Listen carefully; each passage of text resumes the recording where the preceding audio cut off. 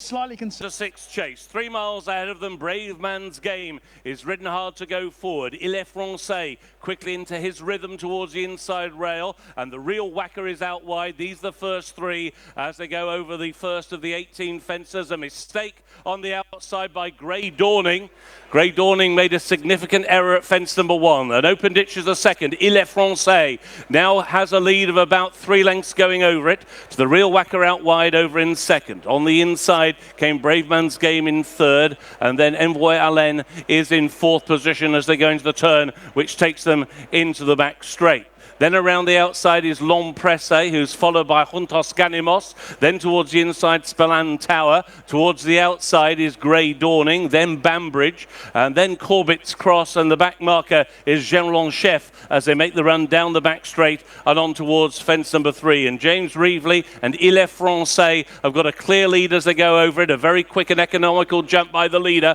Jumps it well to the Real Whacker, who was over in second, and Brave Man's Game is in third. Envoy Allen on the inside is in 4th as they go over fence number 4. Est Francais has now got a clear lead of about 6 lengths going over that. Corbett's Cross was not fluent at that fence, was ridden away from it by Derek O'Connor. An open ditch now for Est Francais, who really attacked it. A beautiful jump by the leader. Over in second came the Real Whacker. A slight mistake in 5th position by Juntos Ganimos, who didn't get terribly high, and already Est Francais is over the final fence in the back straight. And the rest are over safely at the back of the field. General Chef a little slower than some. So now they begin to make the turn, which carries them inside the final 2 miles of the Ladbrokes King George, and it is Est Francais with a clear lead over the Real Whacker in second. Brave Man's Game is in third, moving through to take 4th now, Juntos Ganimos, and then Envoy Allen on the inside racing in 5th position.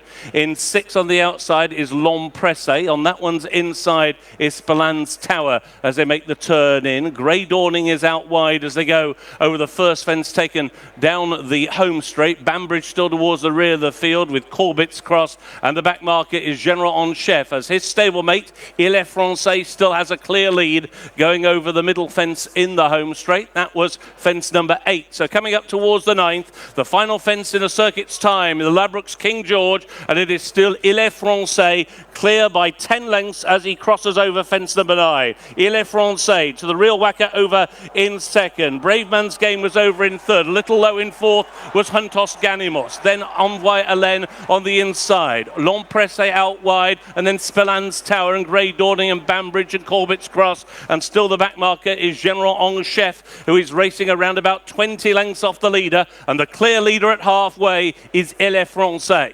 So Est Francais leads them now through their starting point and through halfway to the Real Whacker in second position. Brave Man's Game is in third. Juntos Ganimos in 4th. Moving up on the outside is Presse with Envoy Allen on the inside. Envoy Allen just in front of Spelland's Tower as they go over fence number 10. Est Francais, his lead slightly reduced as they got over that. It's down to about 6 lengths now to the Real Whacker, who's just been nudged along to hold his position in second. Over an open ditch, Est Francais soared over that. A beautiful jump by the leader. To the Real Whacker in second. Envoy Allen making a bit of ground on the inside of Brave Man's Game, and then Juntos Ganimos, and then Presse and Spelland's Tower, and around that one's outside is Grey Dawning as they now make the run into the back straight. Still General Chef is last of all. Corbett's Cross is last but 1, and Banbridge is last but 2. And they're entering the final mile of the Ladbrokes King George, and Est Francais and James Reevely still have the lead. The Real Whacker and Gavin Sheehan in second. Brave Man's Game and Harry Cobden in third. And then Envoy Allen on the inside will jump in 4th, followed by Juntos Ganimos, and out very wide Presse, who's just niggled along for the first time. And then Grey Dawning as they go now towards the 6th from home. Est Francais, his lead there 4 lengths over Brave Man's Game, who's now moved through to take second. The Real Whacker being ridden on the inside is in third, and now they set their sights at the final open ditch, fence number 14, and attacking this Est Francais, ridden into it by James Reevely, but picked up well. And down at the back of the field there was Envoy Hélène. Envoy Hélène blundered and unseated Rachel Blackmore. That's the fourth from home. And Est Francais simply soared over it. Clear again by 6 lengths to Brave Man's Game, who is now in second. And he, in turn, has got a couple of lengths over Presse, has moved into third. Then Banbridge is picking up from a long way back in fourth. The Real Whacker made the turn in fifth. Spilland's Tower is in sixth. Grey Dawning is in seventh. But Est Francais is the one they've got to go and peg back. His leaders opened up again to 10 lengths. And here's the third from home in the King George. Est Francais again away and clear. Banbridge is the one who is picking up really well in second. And now he is in hot and persistent pursuit of Est Francais. Down towards the second last. Est Francais again big and bold. But his lead is down to 4 lengths over Banbridge in second. 6 lengths back to in third. Presse down towards the final fence in the Ladbrokes King George. Est Francais has got the lead. Est Francais, Banbridge out jumps him towards the outside, and it's Banbridge and Paul Townend who now swoop and take the lead, and it will be Banbridge in the King George. Banbridge wins the Ladbrokes King George. Est Francais in second, Presse in third, and a close call for fourth between Spilland's Tower and the Real Whacker.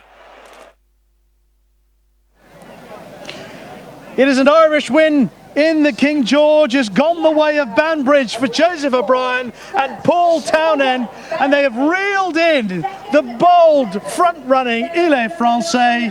Well done to Connections of Banbridge, but also well done to the runner-up for making the race the spectacle that it was, Megan. Yeah, Banbridge is the only horse that's managed to get into this, really, especially having been ridden off the pace. It's quite phenomenal that he's made up that ground. Est Francais set unbelievable fractions. They were trapping along, and it was certainly a test that, well, the whole field couldn't get involved in. Well, tell me about what Est Francais was doing through the early part of the race. You talk about the pace he was going and what others were doing, but one thing you pointed out to me very early on was the pace that the rest of the peloton were having to go. If you took Est Francais away, the main pack was still going a strong gallop. It's quite phenomenal that he has the cruising speed to keep going, and he was attacking every fence. He just kept nicking lengths from the field. Amazing to watch. Great to see him back, and I mean how effective he is around this track. I think the only fence he really lost any momentum at was the last, which allowed Banbridge to land running, and eventually he's managed to sort of pull away from Est Francais, but they're well clear of Presse, who's ran huge in third, and I think the Real Whacker's just got up for fourth. So look, this is it was a proper renewal of the King George. There was no hiding places, that's for sure. The way Est Francais set about it from the start meant that we were going to get a really blistering gallop, and as a consequence we were going to really be able to tell the relative merits of all these horses, because they were going to get stretched out. Banbridge, as you say, is the only one who's really got into the race with Est Francais. Presse behind that. We saw Spilland's Tower, 1 or 2 others making a bit of ground, but the way that this race is developed, it's kind of, there may be a couple of horses in behind that you're thinking, oh, their bubbles have burst a little bit today. Yeah, I think so. Brave Man's Game was there for a long way, but he was having to chase the winner, the runner-up early. I think the Real Whacker's done well to finish fourth, because he was